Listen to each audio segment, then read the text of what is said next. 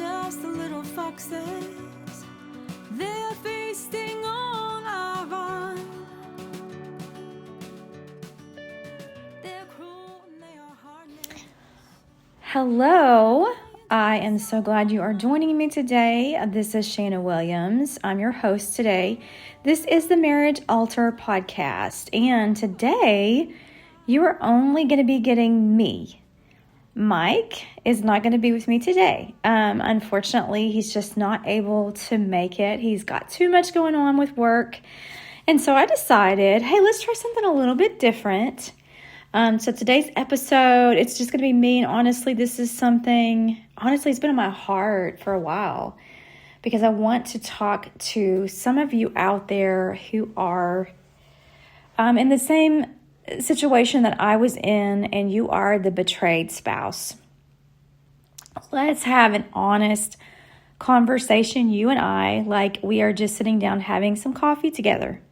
Because if you and I were sitting together and we were having coffee, I know exactly how you feel, and I would be real with you, and I could totally relate to what you have been through, more than likely.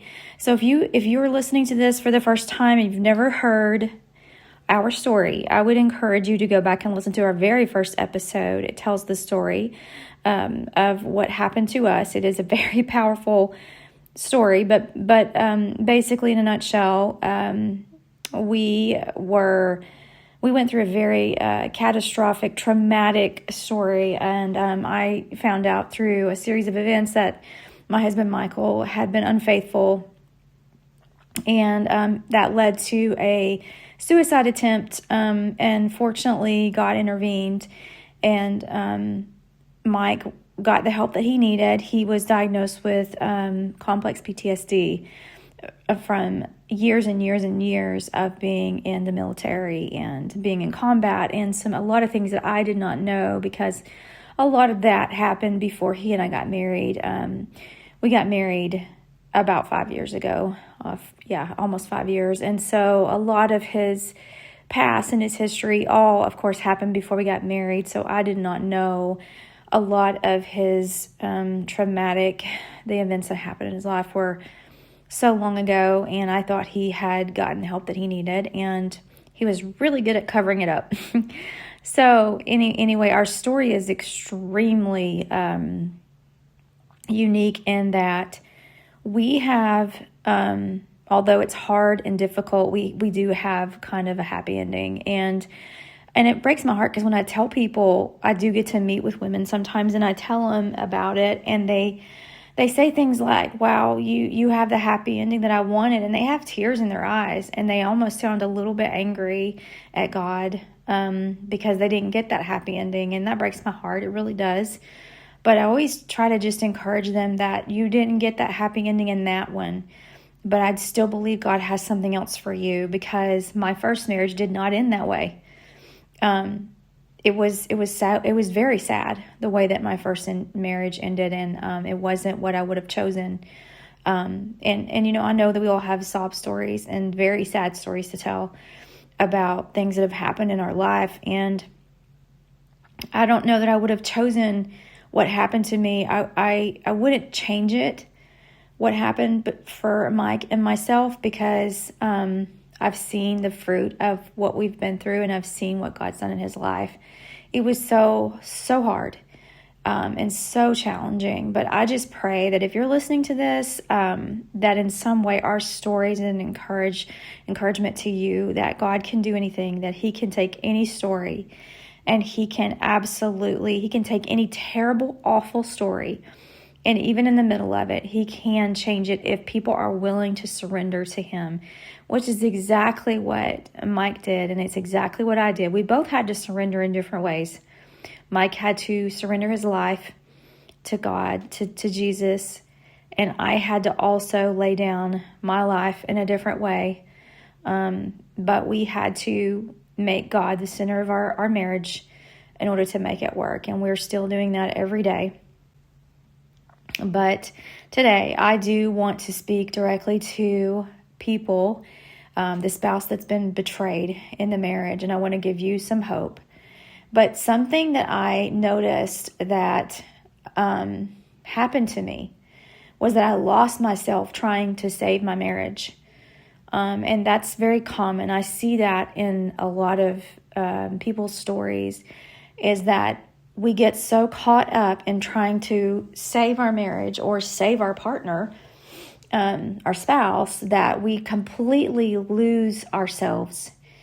And I don't think this gets talked about enough when it comes to betrayal in marriage. It's not just about what they did, because your spouse did do that, but it's what happens to you after the betrayal.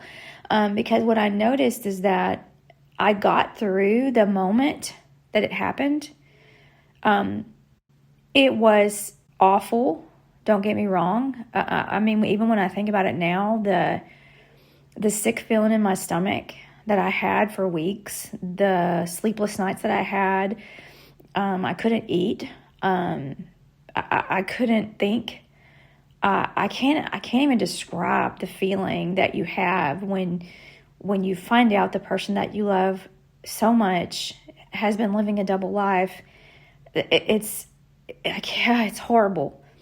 It's the worst feeling in the world. It feels like someone has stabbed you in the stomach, and there's no other feeling like it. And you just can't function as a human being. But that's bad, but it's what happens after. It's the months and even the years after that are so hard.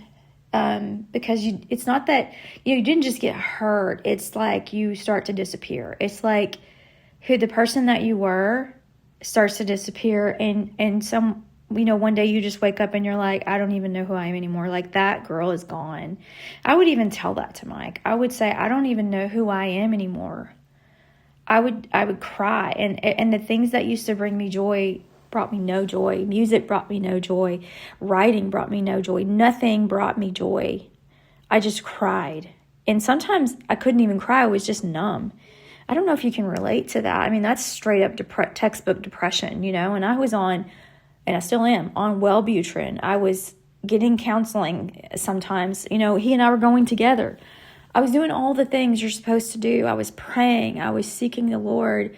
But I had lost myself in that all I did was watched him. All I did, my whole life was about watching him. Because when betrayal happens, everything in your life shifts. Your thoughts change, your emotions change, your sense of safety is gone. So you're living in fight or flight nonstop. Because all you do, your focus just begins to shift to the other person, your spouse. What are they doing? Who are they talking to? Are they being honest? Is it happening again? I mean, the thoughts, it's a loop. It's a never-ending loop in your brain of what's the other person doing? Did they lie? Did they lie about what they had for lunch? Did they meet somebody at lunch? Did they do more than they told me they did? Do I even know who this person is? Is their name, is that even really their name? I mean, those are the kind of thoughts that you think. I remember, and even occasionally it still happens now, because it takes time and it takes dedication and it takes the Lord. But I remember waking up in the middle of the night with just random thoughts that my brain would just be like trying to piece things together. And so I would wake up with questions in the middle of the night that seemed so disconnected from anything, just about a detail. Something that didn't make sense to me that he told me. And I would be like, well, that didn't make sense. And my brain would wake me up and be like, this doesn't match up to what he said. So maybe this is not true. My brain was trying to reconstruct the story, and it wanted to make sense. And this would drive me insane. The never-ending loops in the middle of the night and during the day. And then there's the driving through a town that would trigger me, certain specific towns or restaurants or movies or songs trigger me. Even now I have to work through the triggers of that. At the gym, if there's a girl there that if I think she's pretty, and if she walks by him, I'm like, did he look at her? That kind of stuff. It's like, it drives you insane. And at first, after a betrayal, you can kind of rationalize that. Okay, that makes sense. you're trying to make sense of something that broke your world. But what no one really tells you is that if you're not careful, your entire world will start revolving around what this person, your spouse, did. Like, okay, you can understand for a few months, yeah, you're watching everything they do, they said, you're getting counseling, but good Lord, a year after it happened, that's still all you do. You're watching your spouse. You got them pulled up on Life 360. Where are they going? What time did they leave? Did they make any detours? And I mean, I even called Mike a couple times. I'm like, why did you go that route? Like, that wasn't a straight shot. Why did you do that? And you're like, oh, there's road construction. I'm like, oh, really? Are you sure? I mean, that became like the worst version. I hate when people say this, but I became the worst version of myself, and I didn't even know who I was anymore. And I lost that creative, artistic person that I was, which is such a huge part of who I am. I quit doing the podcast. I quit, and I have another one, by the way, besides this one. I quit writing songs. I quit working on the books that I was writing. When this all happened, at the end of 2024, I believe, I was in the middle of writing a beautiful book, and all of that stopped. Because at the heart of who I really am, I'm an author, I'm a writer, and that stopped. And so I lost that part of myself that creates. And when I don't have an outlet to create, I kind of start dying inside. So I began to just really disappear because all I did was watch him. And so before you realize it, you're not even paying attention to yourself anymore. You're not exercising. You're not doing, for you, maybe it's like you're not going outside and doing anything you enjoy. You're not getting sunlight. You're not doing just basic things that make you happy. You're not going for walks. You're not going to the beach. You're not doing anything. You're not going out with your friends. You're not getting a pedicure or a manicure or a massage. Whatever it is that you enjoy, you're not doing any of it. How could you? You don't have time. All you have time to do is watch your spouse. You have to make sure they don't betray you. This is classic fight or flight behavior, right? Because you don't feel safe. So if you don't feel safe, you're in overdrive. You have to make sure they don't do it again, right? And that makes sense in the first, stretch of time after it happens. But at some point you have to say, I cannot live like this anymore. It doesn't happen all at once. It's subtle. You start checking things more. You think about it more. You replay conversations. I cannot tell you how many conversations got replayed in my mind. You read into everything. I cannot tell you how many pictures of text messages that I replayed in my mind and reconstructed, and I deleted them all out of my phone because screenshots were sent to me, and I reconstructed them, and thank God I deleted everything out of my phone because I drove myself crazy with it. I became so hyper aware of everything, and it hijacked my brain.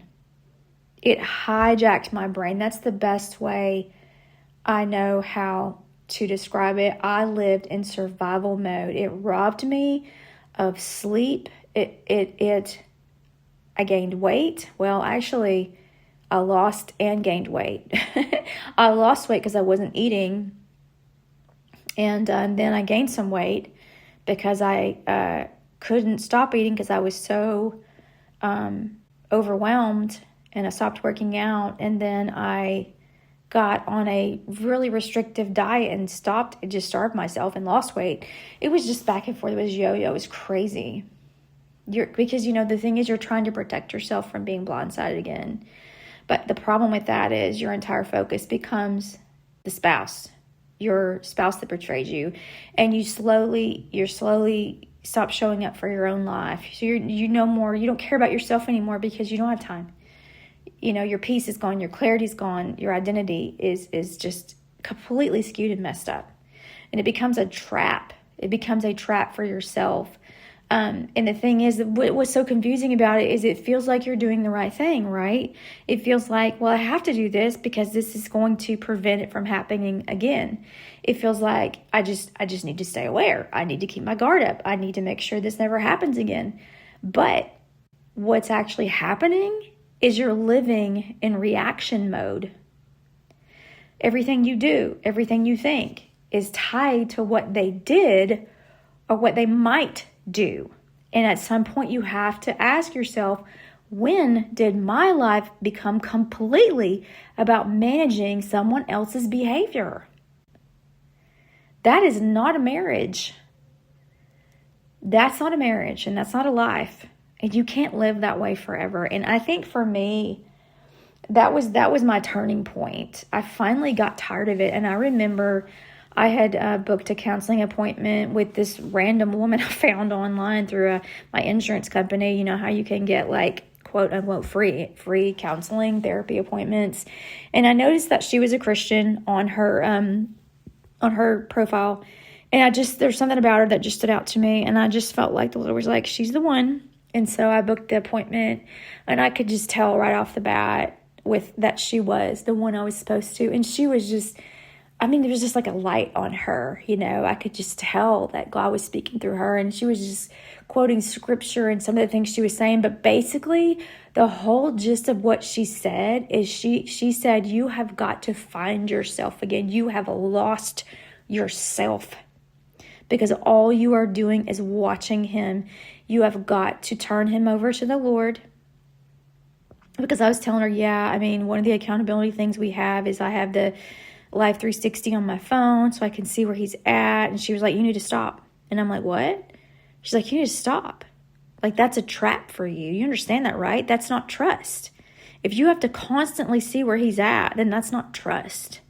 And I'm like, oh, okay. So, like, I have to trust him? She's like, you have to trust him. I'm like, I don't know that I can trust him. And then she's like, well, then that's not a marriage.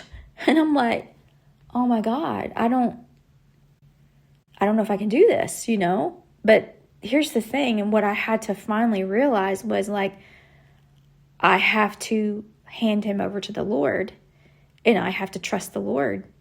I have to trust the Lord to handle this. And what I had to remind myself is, okay, the Lord brought this out before. And if there's something that needs to come out, the Lord's going to bring it out again.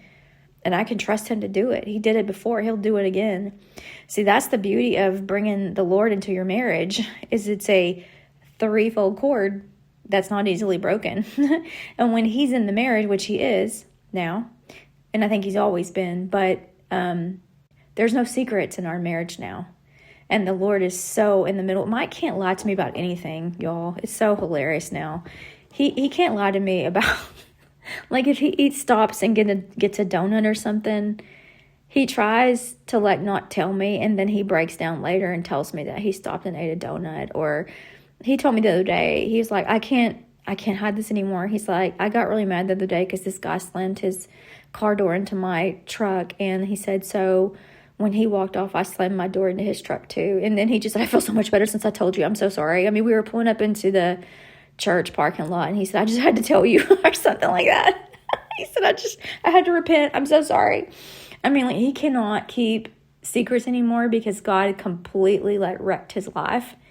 I'm not saying that he could never lie to me again, but I am saying that the conviction of the Lord is so strong on him now, because he's so he's just in love with the Lord. And that was always my prayer, was, God, let him fall in love with you the way that I love you, or even greater, or however you want to phrase that. Like, let him love you that way, Lord, because when you love someone like that, it's really hard for you to do things that hurt them.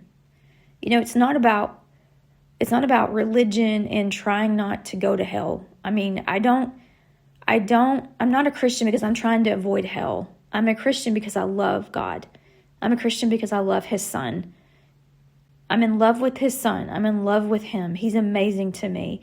And when you are a Christian for that reason, it really changes. Like, I don't sin because I have to try real hard not to sin. I don't sin because I don't want to sin.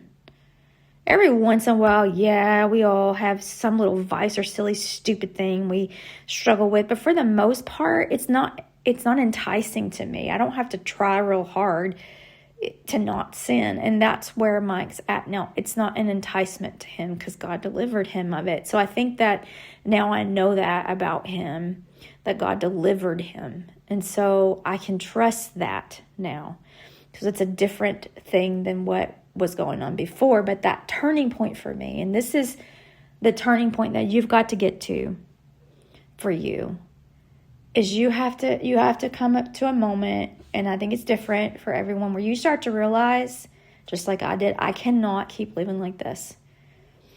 And it's not because everything is fixed, and it's not because you fully trust them again. Remember, I didn't fully trust him, but it's because you're exhausted.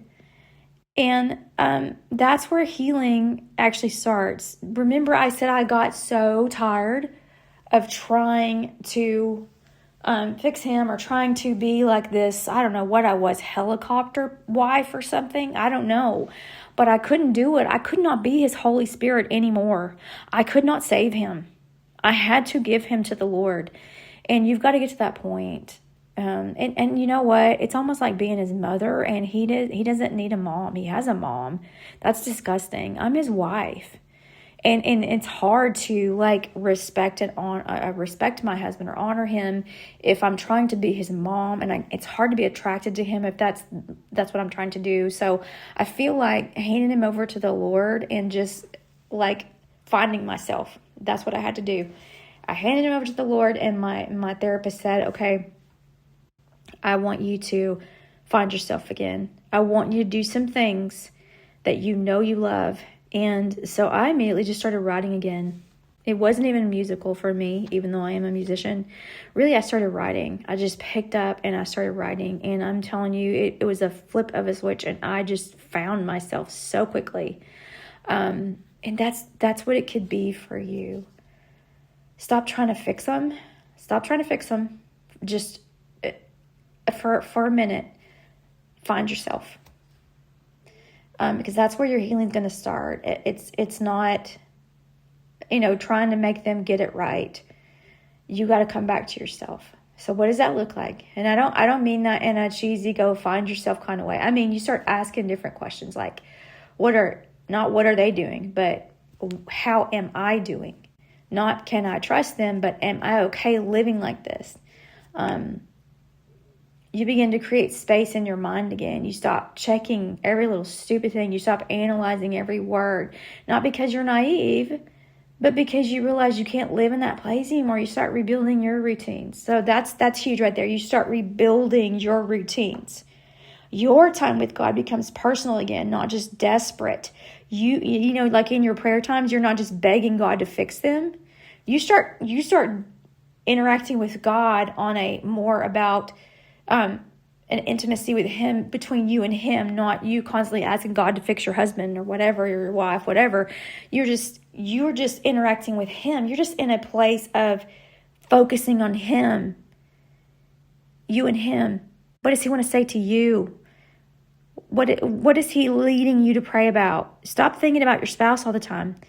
Just thinking about him. Just think about the Lord. Just focus on him. And not this desperate place of always begging him to fix your spouse. You start remembering what it feels like to just be with the Lord, just to be in his presence. I love that. And I want to say, you focus on building your routines. One of the things I did, I took back control of my life a little bit, in that I started building my own routines again. I started going back to the gym. I started going for outdoor walks because I really like to walk outdoors by myself, with music or podcasts or whatever. And I separated for a while. I went by myself. I got away from Mike. I needed that space for a little while, because I needed to reconnect.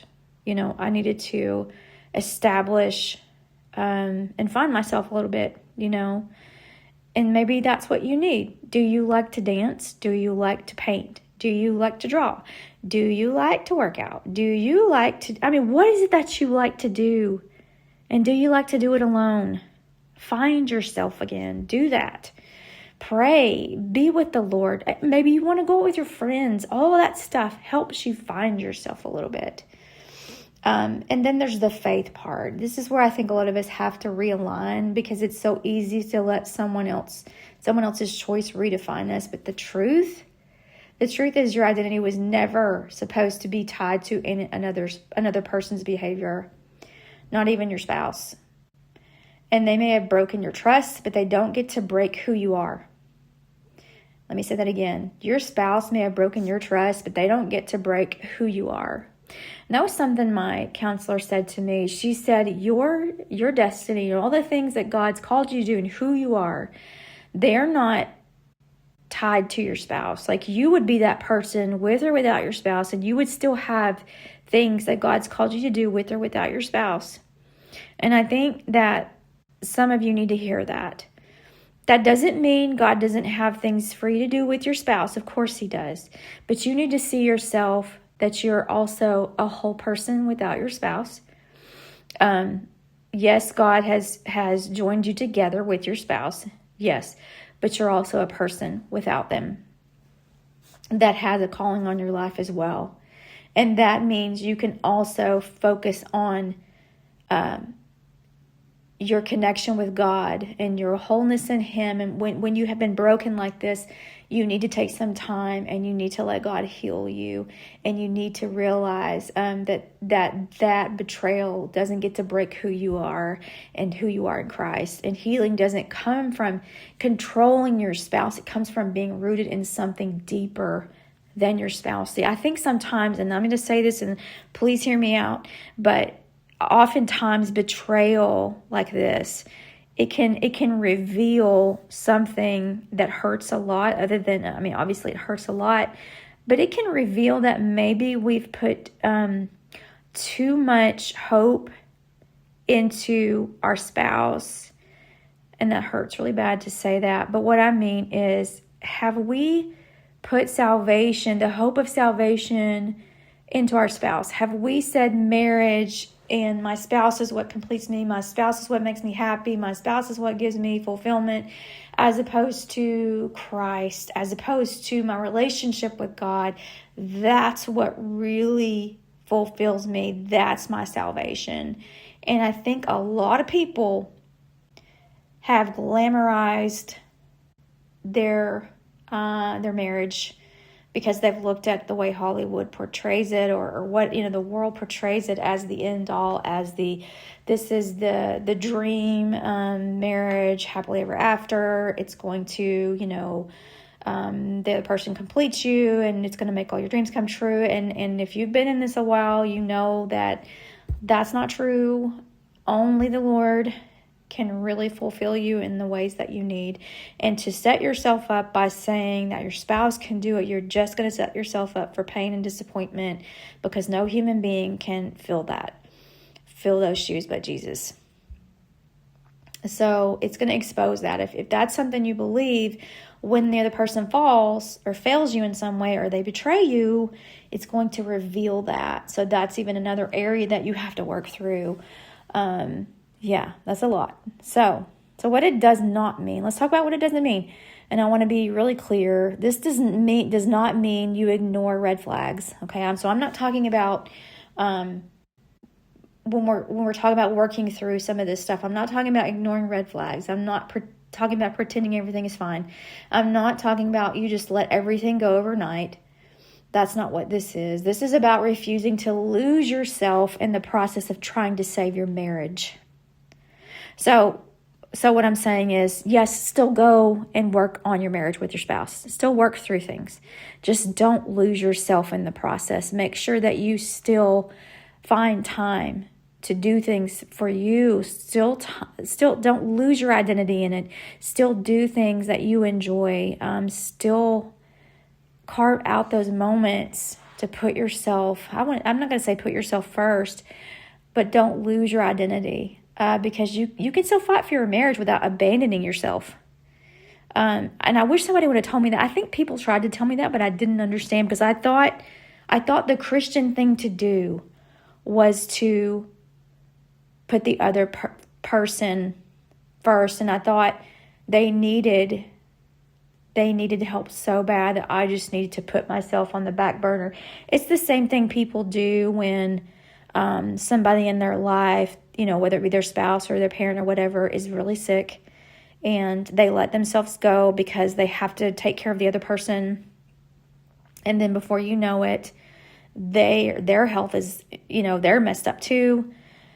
And it's not that you do it on purpose. It's that you just don't feel like, you feel like that's the right thing to do.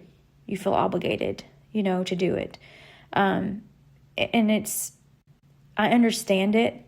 I get it. But at the same time, we have got to take care of ourselves too. And we have to realize that it's okay. And you don't want to lose yourself.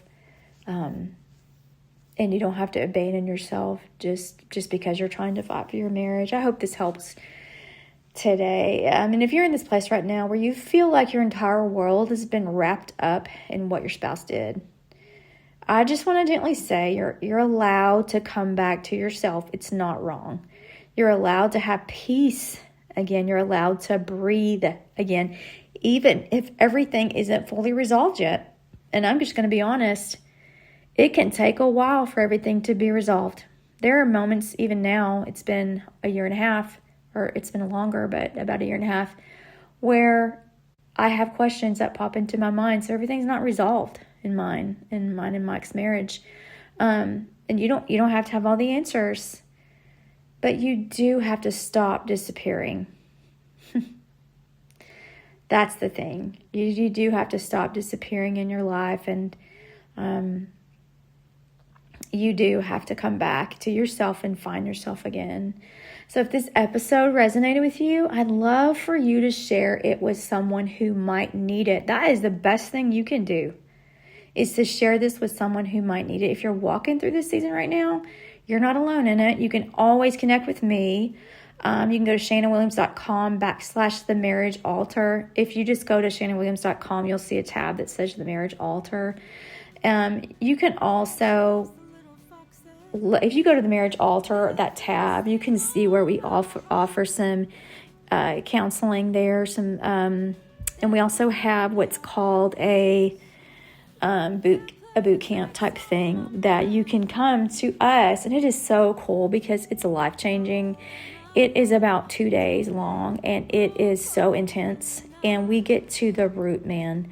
We set you up for success in your marriage so that you stop fighting about the same silly things that you keep fighting about over and over and over. We get out of the rut, right? We get you out of that rut, and we give you tools to move forward. So if that's something you're interested in, definitely reach out to us. There's a contact form on that page where you can reach out to us and share this episode. Make sure you like and subscribe to it on whatever platform you use. And maybe next time Mike will be with me. We shall see. But until then, you guys have a great week.